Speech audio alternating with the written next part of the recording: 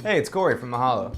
You're about to see some screen tests of people who submitted to be the host of our travel channel. This is your chance to comment and tell us who you'd like to see become the new host. If you live in the LA area and think you could do a better job, we encourage you to please submit a response video telling us why you could be the next great host of Mahalo.com. I grew up in Birmingham, Alabama. I was actually Miss Alabama, so I'm definitely passionate about my home state, and it's a great place to travel to. You know, when I ask people if they've ever been to Birmingham, it's not necessarily a place you go to unless you have family there or you went to school there, but I really like to encourage people to make Birmingham a destination. There is so much to see. Definitely do want to check out the Southern cuisine. I love shrimp and grits. It may sound kind of funny, but you have to try it. In Highland Restaurant, which is in 5 Points, which is a really cool, hip, trendy part of town, that would be a good place to stop by first. Check out Highlands. It's a great place to go have dinner. And then there's also a lot of nightlife right there in 5 Points. Now, you might want to stay at one of the historic hotels. I would recommend the Tutwiler, which is a nice historic hotel downtown. But if you want something a little newer, we have a Loft, which is part of the W line of hotels. And that's in Homewood. And it's great because you can walk to shops. There's my favorite coffee shop is there, O. Henry's, and lots of things to do. And then, of course, if you're going to go on vacation, you have to get to the shopping part, right? Well, we have an excellent outdoor mall called the Summit. Everything from high-end Saks Fifth Avenue to local art shops and anything in between, plus lots of great restaurants to check out. And then if you wanted to do some more kind of off the beaten path shopping, I would recommend some of the antique shops. My mom is actually a designer, so she knows all the best places to go, and I can definitely hook you up. I absolutely love London. I was there in October. Now, if you're going to check out the West End, I do have some recommendations for you.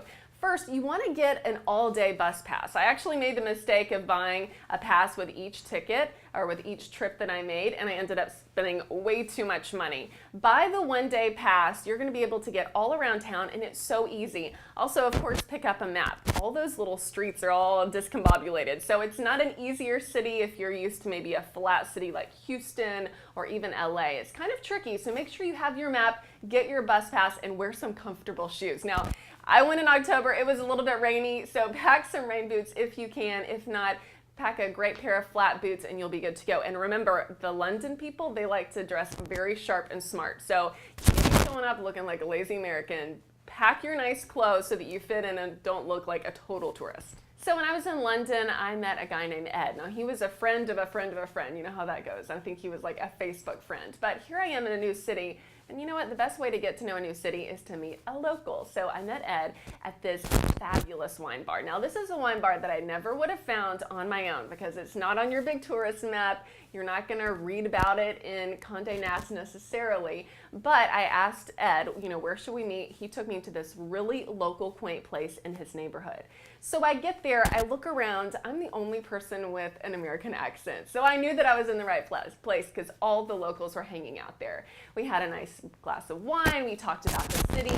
He'd actually traveled a lot to LA, which is where I was based, so we kind of swapped stories. And I got to know a lot about the culture. Ed grew up there. His mother still lived in the English countryside. So I got to hear a lot about the culture, what it's like to live there, what it's like on a daily basis, not just as a tourist, because you know, as a tourist, you're hitting up all the hot spots, you're running here and there. I wanted to know what was it like to really live in London, to live in this cool neighborhood, to have the English countryside just a weekend's trip away. And you know, I learned a lot. I had a lot of good wine and a lot of good stories from Ed.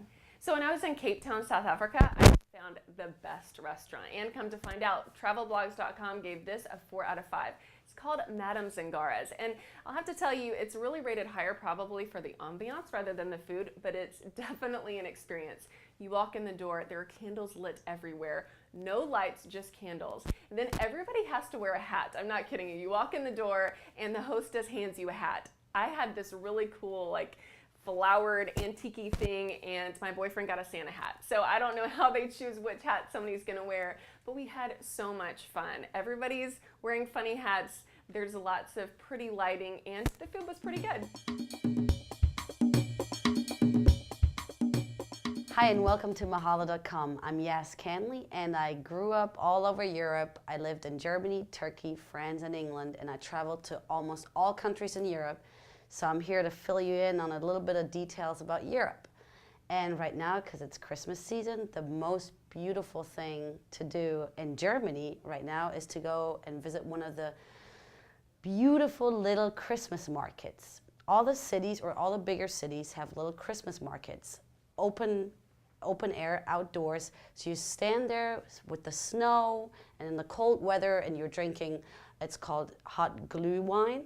It's basically red wine with winter spices in it, and it's really hot and it warms you up.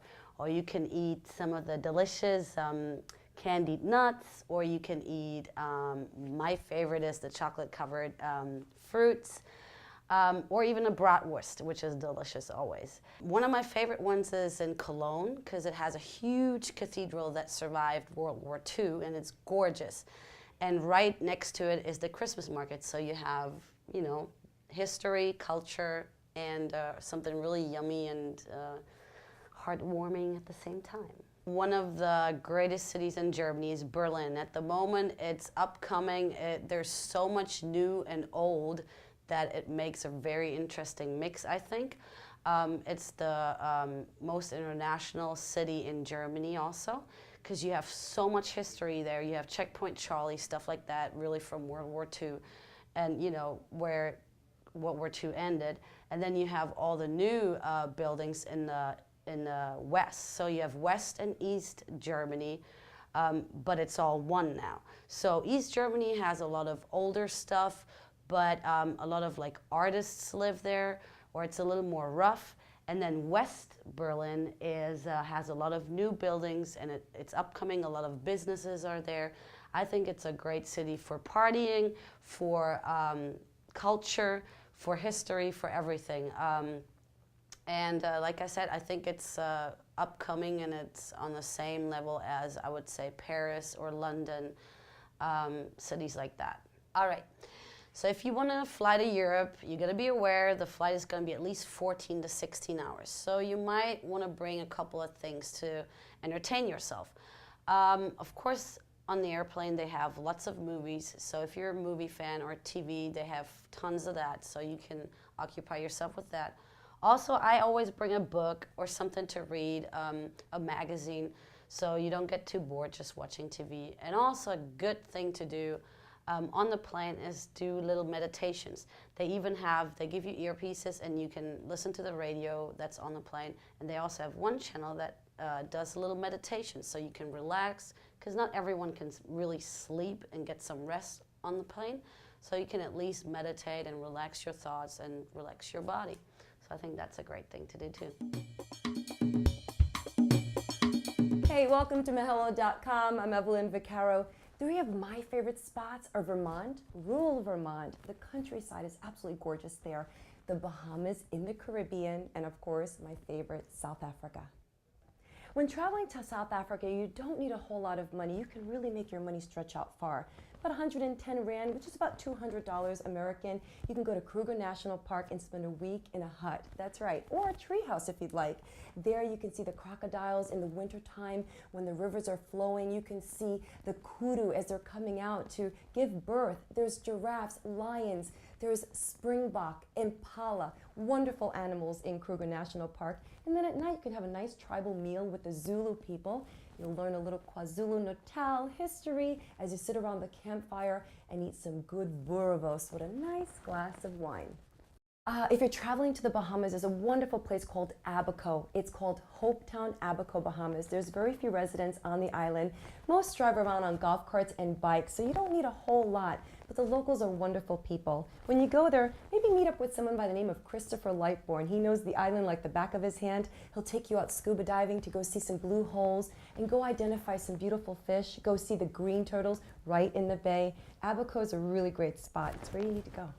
When traveling to Vermont, you have to visit the Vermont Hermitage Inn. This is an absolutely lovely place. Travel.com gave it 4 out of 5 stars. They have a wonderful wine cellar of 250 wines, and of course they've grown their own vegetables. They have fresh meat and a wonderful staff. Be sure to ask for Bobby when you go to the bar. He'll give you a nice glass of wine to start your dinner off at the fireplace. They have live music every night. You're gonna have a good time there. So the Vermont Hermitage Inn, put it on your list. Florence is the capital of art history and Renaissance architecture. So one of the first things that you should go see is the Uffizi Museum.